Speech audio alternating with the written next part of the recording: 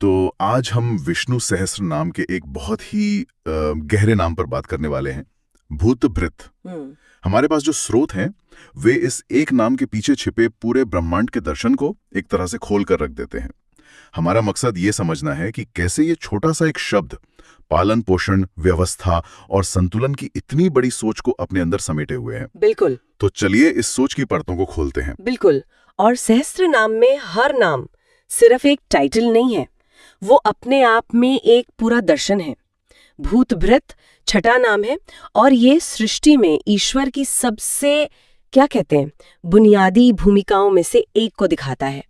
वो जो पालता है, जो सहारा देता है, ये सिर्फ एक काम नहीं बल्कि पूरे अस्तित्व का आधार है। तो सबसे पहले इस नाम को ही समझने की कोशिश करते हैं। भूतभृत। इसमें जो भूत शब्द है उसे सुनते ही ज्यादातर लोगों के मन में शायद आत्माएं या प्रेत आते हैं। बिल्कुल। लेकिन जाहिर है यहाँ इसका मतलब वो नहीं है। नहीं। स्रोत इस शब्द को कैसे समझाते हैं? ये एक बहुत जरूरी सवाल है, क्योंकि यहीं से सारी बात शुरू होती है।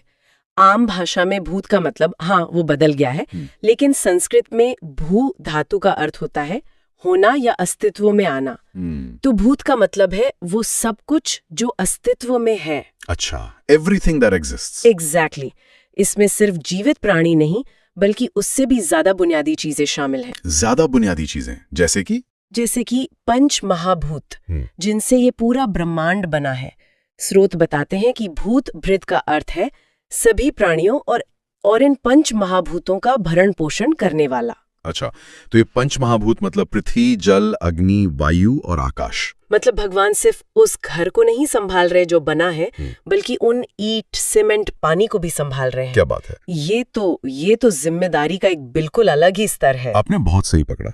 इसे ऐसे समझिए कि कोई चित्रकार सिर्फ अपनी बनाई हुई पेंटिंग की ही देखभाल नहीं कर रहा, बल्कि उस कैनवस को भी संभाल रहा है जिस पर वो पेंटिंग बनी है। अगर कैनवस ही फट जाए तो पेंटिंग का क्या होगा?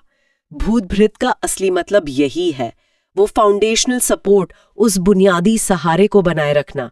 भगवान न केवल अपनी बनाई रचना को बल्कि रचना के मूल तत्वों को भी धारण करते हैं, उनका पोषण करते हैं। तो अगर विष्णु इन मूल तत्वों को भी सहारा दे रहे हैं तो इसका मतलब है कि वो सिर्फ चीजों को नहीं बल्कि उस पूरे सिस्टम को भी चला रहे हैं जिससे ये चीजें बनती और चलती हैं। क्या हमारे स्रोत इस सिस्टम या व्यवस्था के बारे में कुछ और बताते हैं? हाँ, और यहीं से बात और गहरी हो जाती है।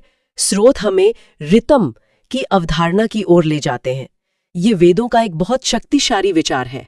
रितम का मतलब है वो ब्रह्मांडीय नियम, वो कॉस्मिक ऑर्डर या रिदम जिसके हिसाब से सब